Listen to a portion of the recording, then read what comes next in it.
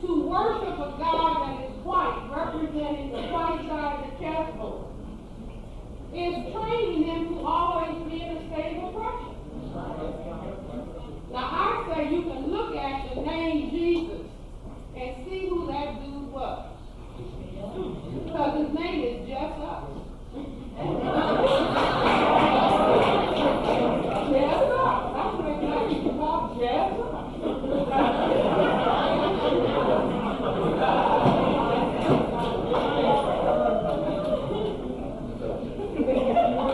See, now people may not be consciously aware that if somebody hands you as a very young child a picture and you say this picture represents the Son of God, that your brain computer that's first rate is going to jump automatically to, well, his father must be white. Now, how I realized that that was what the brain computer did, because when I was a little girl, we had a pantry, like a closet area and big shelves and all the food stacked up on the shelves. And right in the middle of the lowest shelf, the tallest, highest shelf, was a box of Quaker Oats. Now, I'm baptized Baptist, Christian Methodist. And so, as a little child, grandfather was sharing with the deacon and trustee board at the church. So in church every Sunday, Sunday school card. So I had computed the Sunday school card. And just going in the pantry as a little child, I'm tall, I mean little, looking up. And I had looked at the man on the Quaker Oats box. Everybody familiar with him? Yeah. Quaker with a hat, white hair. And I thought to myself, oh, that must be Jesus' father. He's older and white. See, your computer is doing the same thing. If God is white, and I say God is a higher authority, will white supremacy ever end? No. You see, but that was a strategic change in the color. From Jesus black to Jesus white. You see, and then unbeknownst to many, then the holiest icon in the Catholic Church is who? The Black Madonna, Black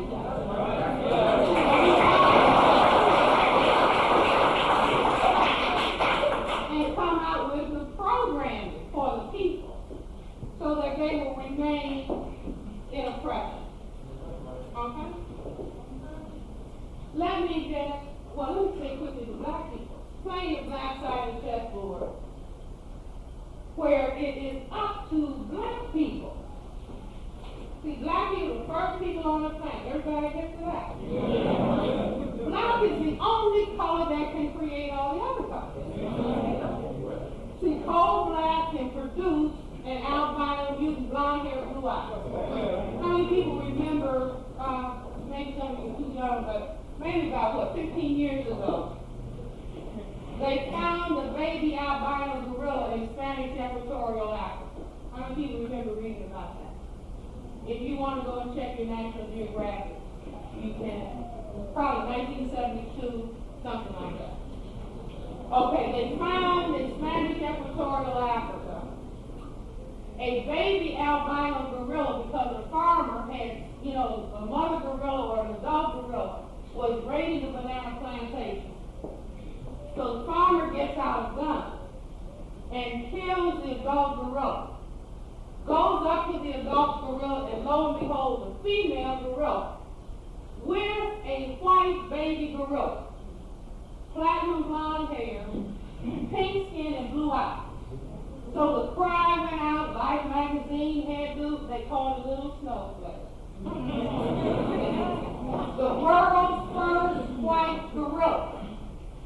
Time magazine, Life magazine, New York Times, National Geographic.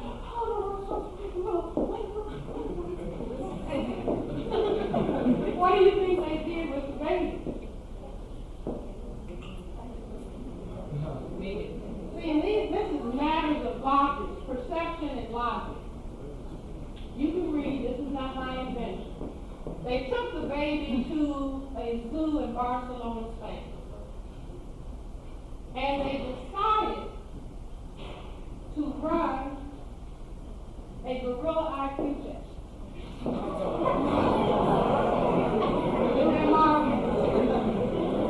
He's got a little baby Scandinavian gorilla. You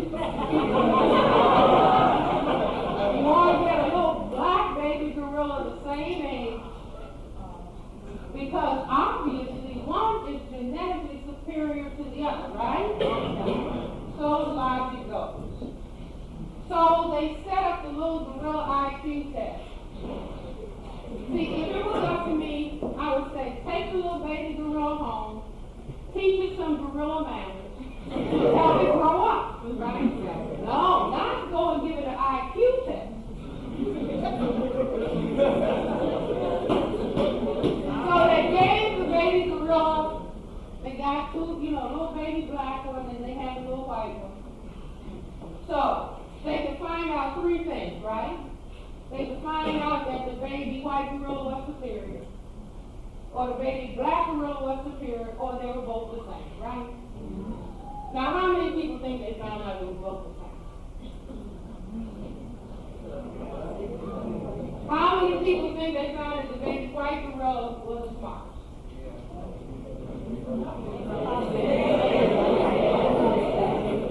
How many people think they found that the baby black gorilla was smart? How many people are afraid to vote? They found out that the baby black gorilla was first in every test. But everybody knows that can't be right? Right. So they said something must be wrong.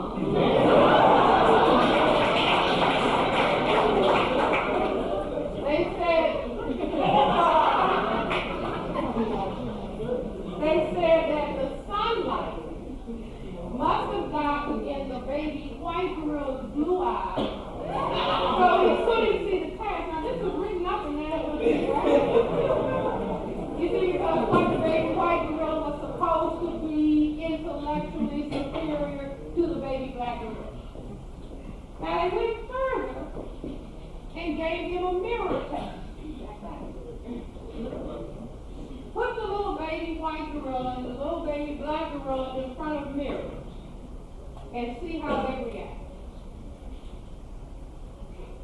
And they found out, according to them, they found out that the baby white gorilla was frightened of his image.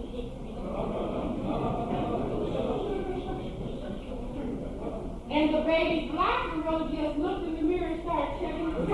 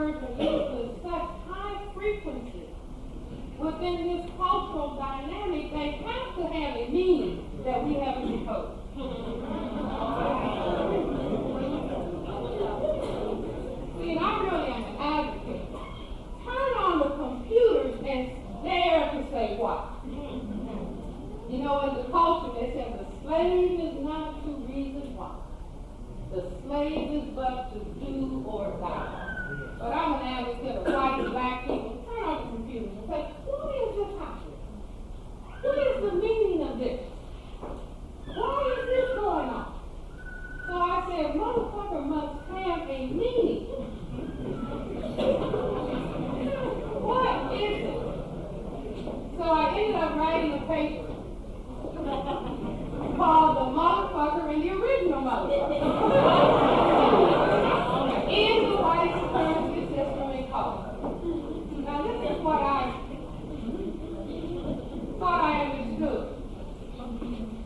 Okay, here we are, and the white supremacy system is called all logic, thought, speech, action, and emotional response is determined by the dynamics. So you always have to look, what is the highest level of power?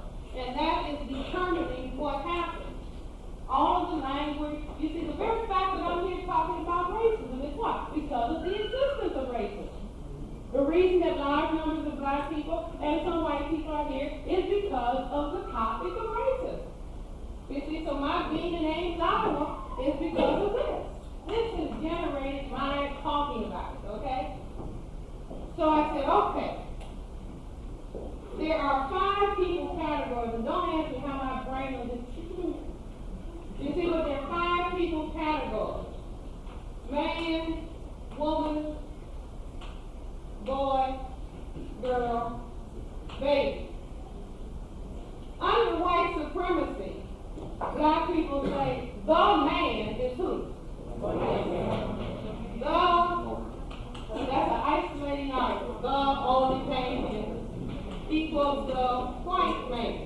If I say, here comes the man, you all, you know my father's not out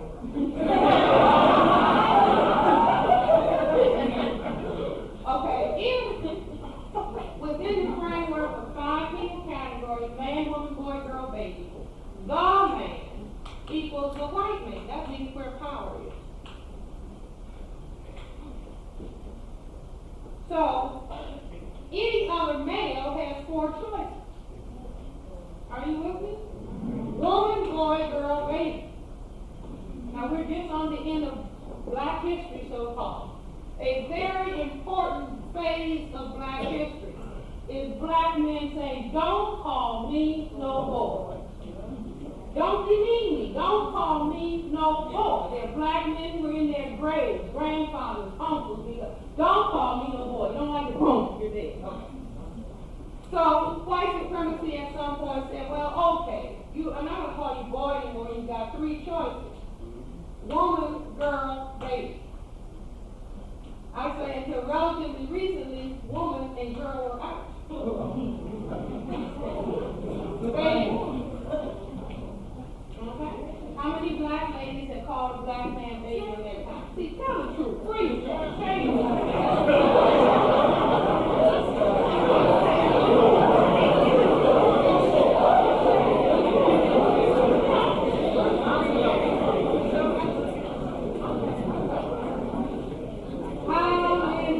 How many black men have called a black woman they sleep with mom? See, free yourself. Practice for holy power. Hey, mom, can I ride with you?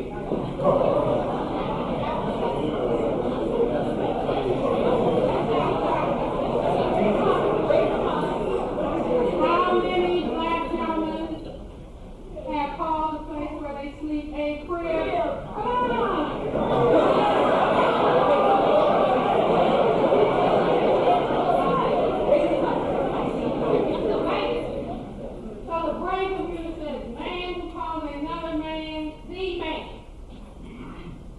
Calls himself baby, calls the woman he sleeps with mama, calls the place where he sleeps a crib, will call himself a what? Motherfucker.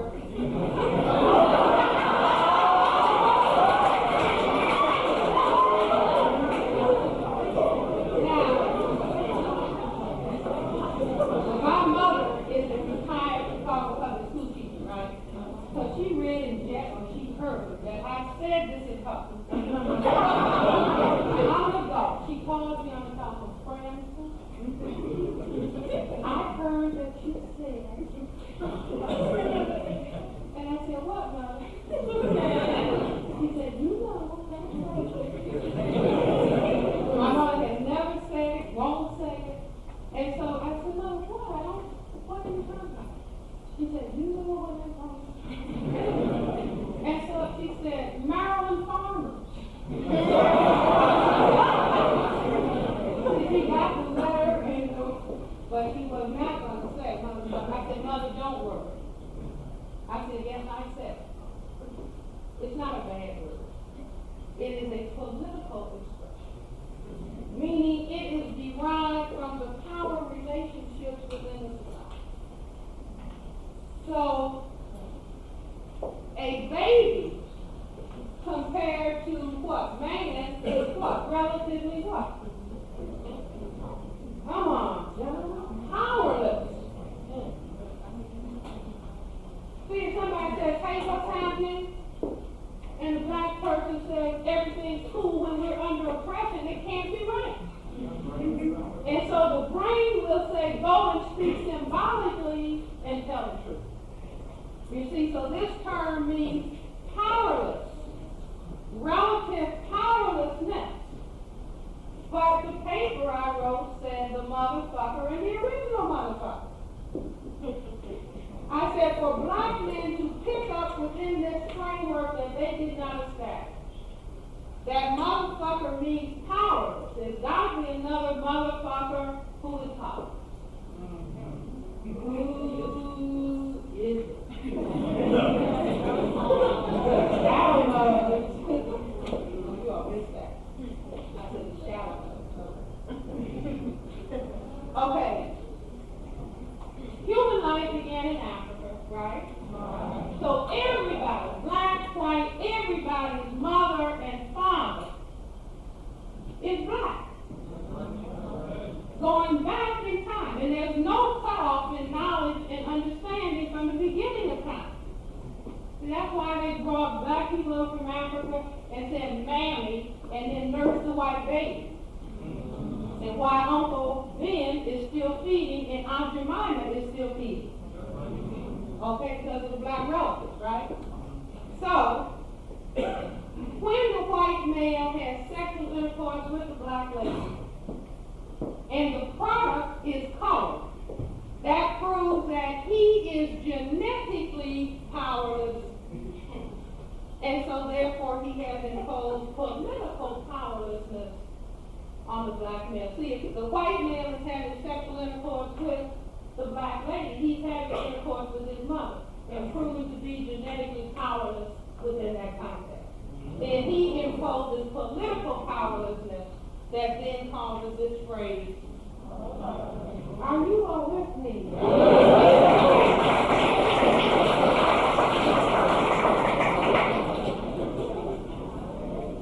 Okay. It's 10 o'clock. Time for questions and answers. We can go on to 3, but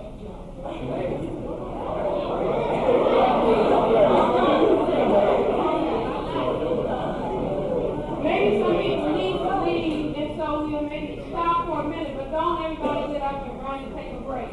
If there are people who must leave, we'll give a little break, and then the people who would like to ask questions can remain.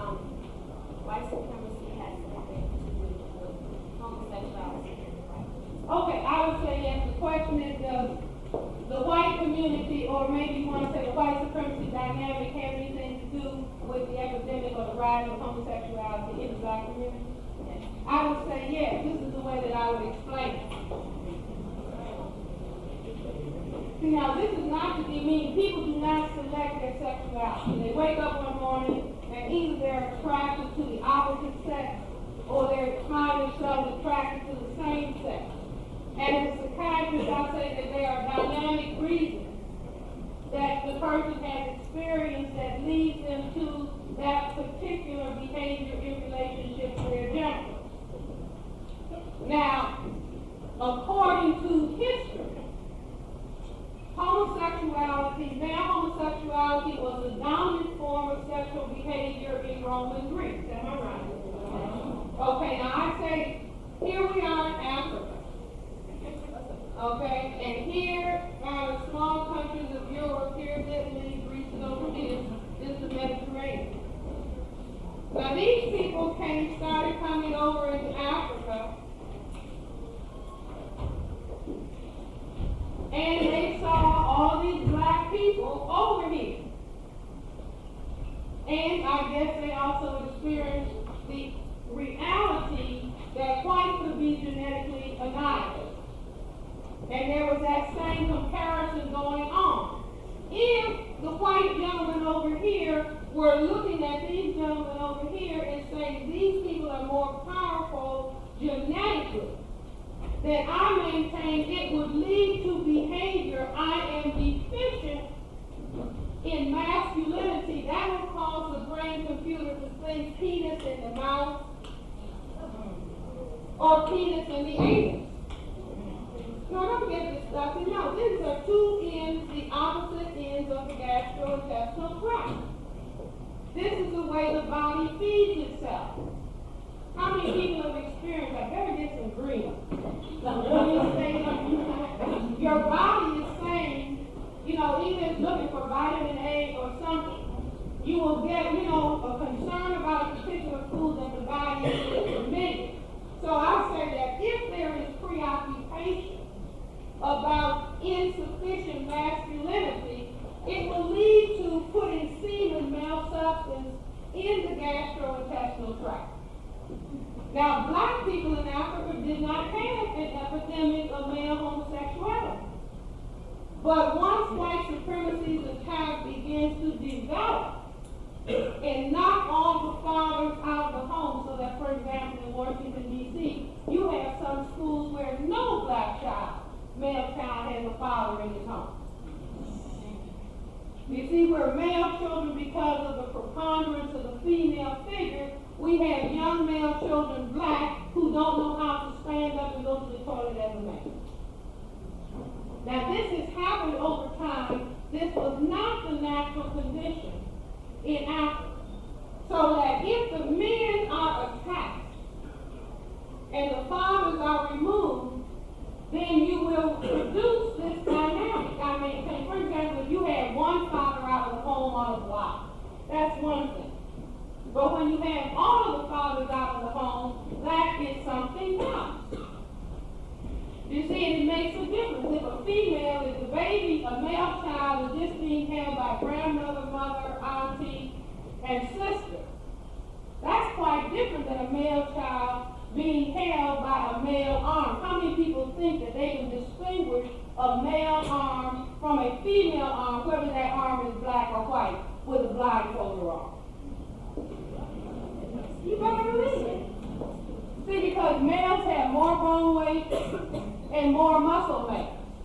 And so if the communication is going into the male child's nervous system of a weaker arm, and then somebody said they have a weak wrist. Because of the preponderance of female exposure. And I say, yes, that can cause that to happen, and it makes sense.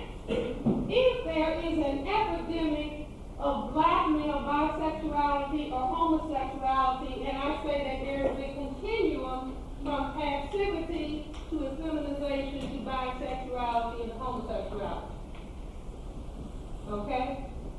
And so, with this continuum, with this evolving over time, if black males are being pushed in this direction, then what? This does not become a threat to what? White genetic survival.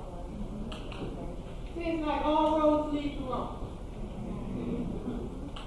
That's just like if you push black males out of the home and there are no jobs, and then you put drugs and guns out here, and then say it's illegal to have drugs and guns. And so you are taking them, it's like putting crumbs on the path and leading an animal to a trap. And the trap is prison. And so you remove the males from the population so there will not be an increase in the black population for the purpose of white genetic survival and to prevent white genetic annihilation. Do you follow what I'm saying? See, we don't have magic going on. We do not have magic going on, we have a dynamic going on. Yes. In that same vein, what is, like we see here on campus. Speak loud so everybody can stand up. In that same vein, we have what I call an epidemic. I've just been sitting and watching white females attracting black males, or it's like global now. Where black men are now marrying, or that's all you see them with is white females. If they're concerned about white genetic survival, why are there women attracting our men to such great extent? And to the point where you hear black men put down their own women, and vice versa. You also hear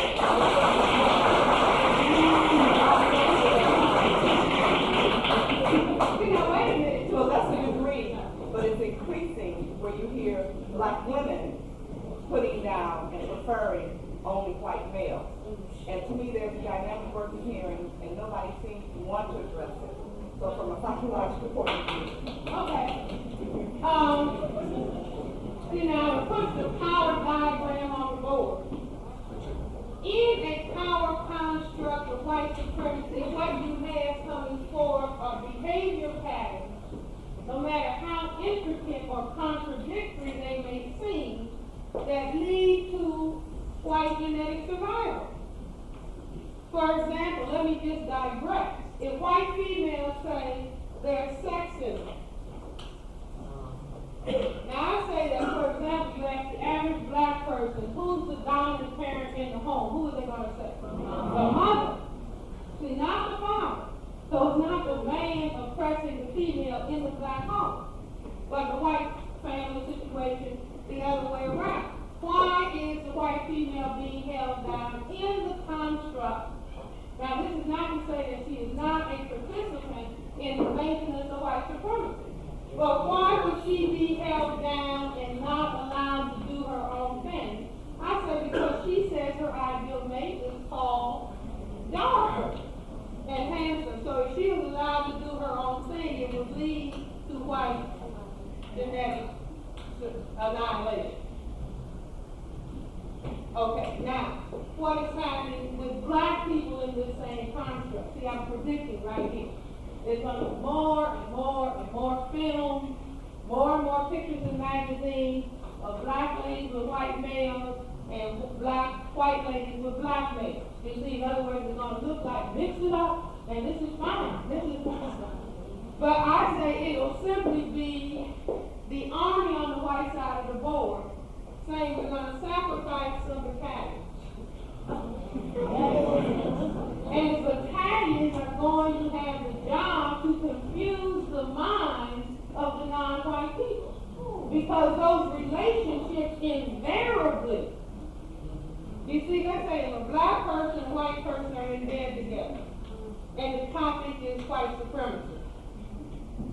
What's going to happen with those two people sitting in the lecture? Who is supposed to get mad first when Black Francis is talking about racism? No. The black person is supposed to get up and get mad. That white people might be upset.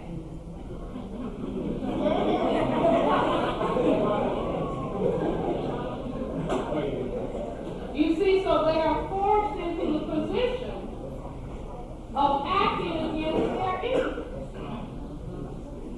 For example, I was talking at dinner about, let's say a white person and a black person have a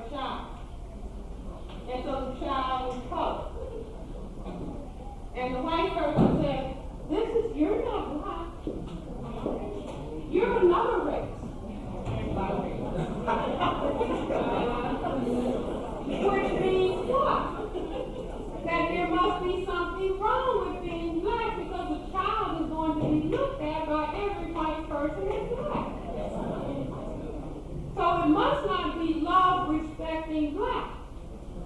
And the non-white mate is forced to endorse that reality.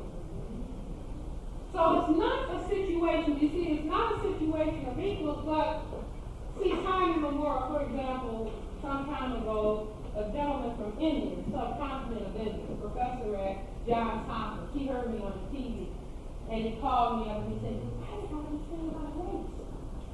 He said there was a time under the British where if an Indian male wanted to matriculate in the civil service, he had to be married to a European female.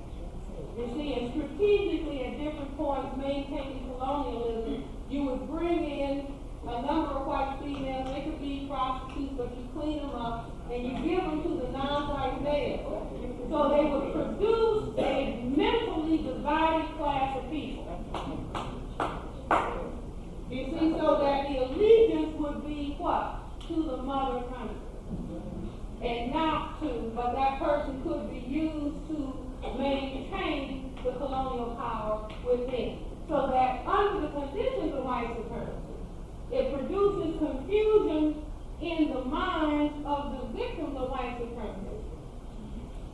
You see, and it invariably happens. I have not seen situations, you see, you say, well, if this wasn't the case and somebody was professing, I love you, non-white this or Mr., they would be out beating down. They would be doing a John Brown number. See, but there's been only one John Brown, according to the history.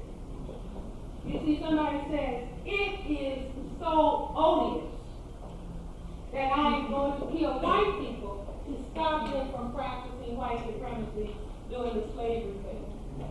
You see, but we don't have that dynamic going on. And so it's a well-known ploy. You see, in history, you produce a group of people of divided mentality who are, well, I'm not really black or white. You see, but the banker sees in college and says, here comes a black person who wants a loan. Well, my mother's white, I don't care. My father's white, I don't care. You are colored. You see, so I say that is what I believe is going on. But what it produces is what? The critical thing when a minority seeks to control a majority, you do it by dividing and conquering. So the most critical thing, in other words, 9/10 of the population on the planet is black, brown, red, and yellow. 1/10 white. The white minority has to divide and conquer and get the non-white people fighting amongst themselves. You see, and so they will promote black and Korean conflict, black and Asian conflict, Semite of the Jewish religion and black conflict. The Semites have been classified as non-white. Even though, I remember when I was in college, sometimes the Jewish student friends was unwhite. And I didn't understand. What, you look white to me. You see, but it's like the black lady in Louisiana a couple years ago. Black lady who passed for white. There are thousands of black people who can pass for white under miscegenation. And so she said, for practical purposes, I'm going. I'm going to go to court and get reclassified. What did the judge tell me? I'm sorry, ma'am, you cannot be reclassified. You see, because the issue is white genetic survival. If this is the issue, consciously or subconsciously, which I say why the Semites of the Jewish religion, after 2,000 years of attempted miscegenation, you see, getting lighter and lighter and lighter, with the definition of Jew is anybody whose mother is a Jew. The father could be white as the population attempted to get lighter and lighter. But the white supremacy defenders said you're sneaky, meaning I can't really tell who you are. But you could be bringing genetic material from Africa. That's why I want to know who your great-grandmother is. And that's exactly and precisely what Hitler did. You see, you might look but you are bringing every black person who has passed from white has had the experience. They're on the job. They went and got the job. Black people couldn't get it. But they're not trying to be, they just walked in and applied. Somebody makes a joke about black people and, wait a minute, I'm black. You're black?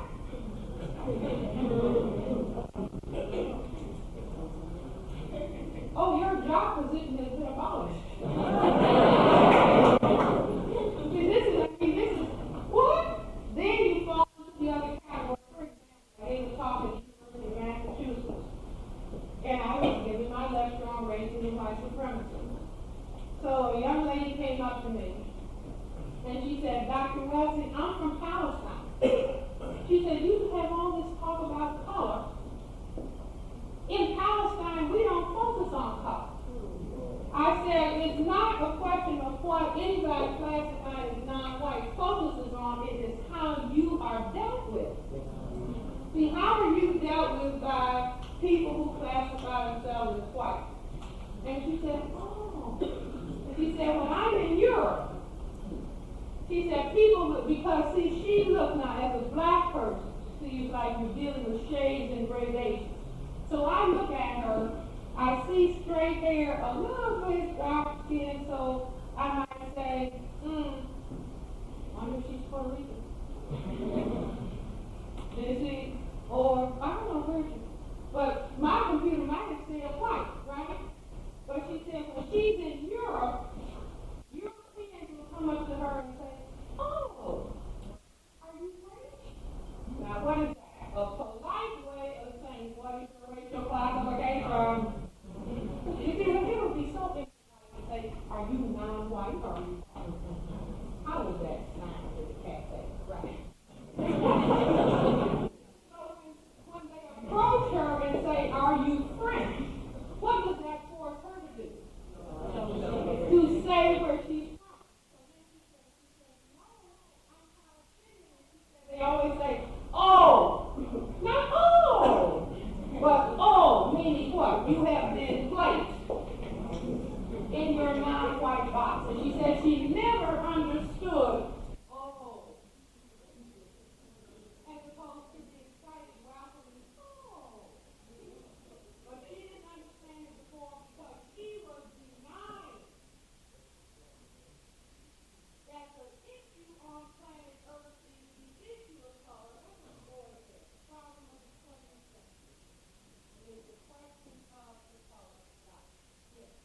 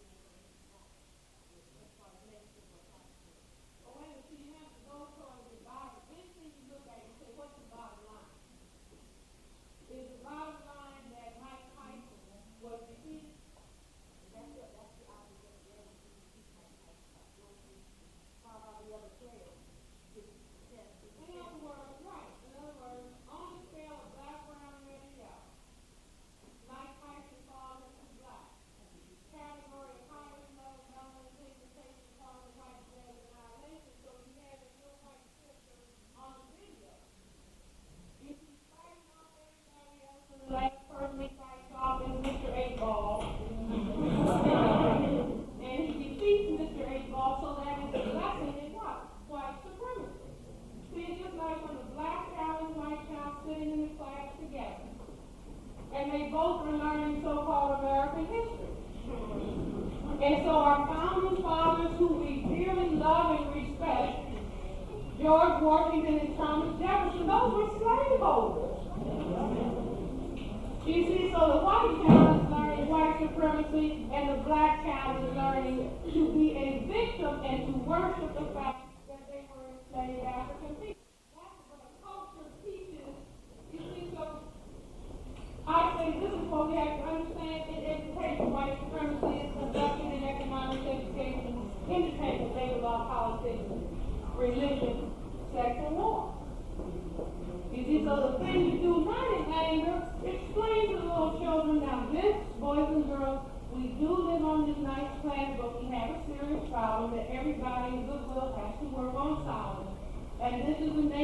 problem.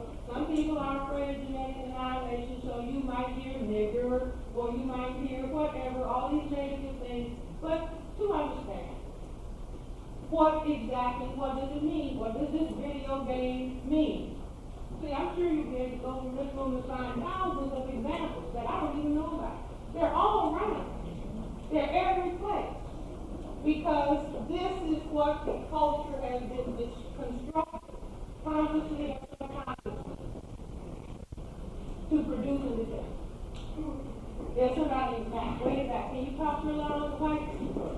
Oh, yes. My question is, why are the Egyptians, when it comes to America, I mean, look at Caucasian, not Caucasian. Okay, see, very interesting. This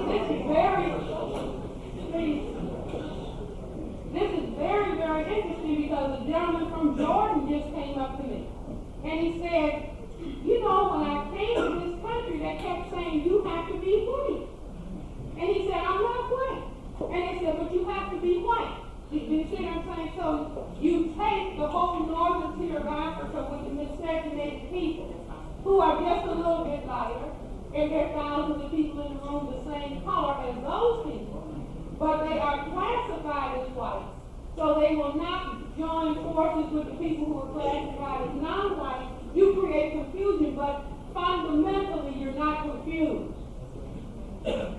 You see what I'm saying? So those are just games like the Japanese people to go to South Africa and they can get a label as honorary white. But the South Africans were not looking at them as other than people of color. So when it's necessary, you can play confusing games. For example, instead of talking about white supremacy, racism, somebody throws a new word in, hate crime. See this nebulous, confusing word, hate crime. Or, well, let's not talk about racism. Let's talk about multiculturalism and diversity. And then you say, well, what is your definition of multicultural?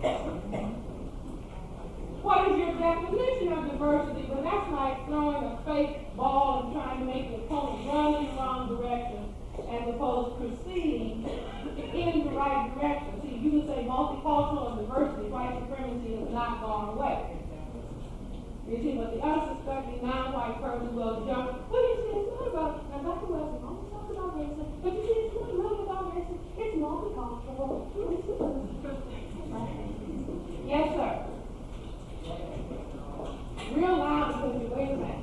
Why do you think there is when international students come to America, they feel that they can integrate more or be accepted more by white than by black? You mean they can be accepted? They tend to isolate themselves more with white than black. Well, because that's the way the game is played. See, you're not really like them. So you're going to be with me.